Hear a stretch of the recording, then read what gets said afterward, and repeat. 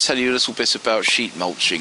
This is a technique that we use if we wish to turn an area of maybe grass or an old flower bed into a productive area as part of the woodland garden.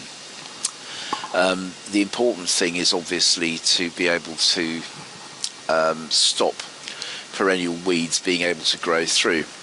So it doesn't look terribly elegant in the first stages, but you need to have something which will basically sheet over the earth or the grass and stop it growing through. So things that will compost are what you want. Old carpets, as long as they're organic, these are sort of cotton rugs around the fruit trees, will do. And there's an old flicati rug which we've had for about nearly 40 years in the middle. We're using mainly cardboard here. Fortunately, we have quite a lot of cardboard boxes from our Plants of Presence business. So the first thing to do is to cover the area in cardboard. So here's a close-up of it. Black ink is okay, coloured ink is not. The flicati rug has always already got a few bits of fungus on it, so that will then be buried now under 3 inches of horse manure, farmyard manure. We use quite a lot of this in the glass houses, so we basically acquired enough of it and then proceed to cover the mulch with a 3 to 4 inch layer.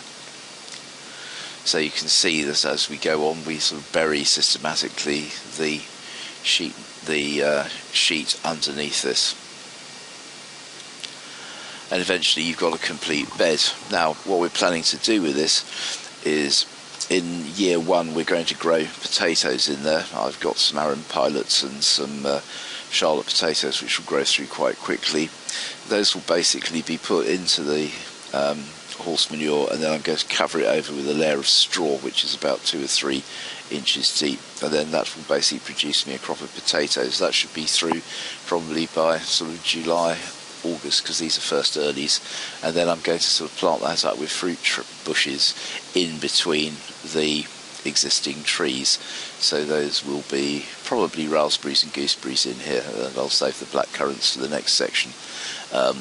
We're obviously building this in a crescent. This is the first stage. The next stage will basically be to come from the end of this and then take it through the existing Victoria plum down to the mulberry, and the bushes will go around the drip lines of those existing standard trees.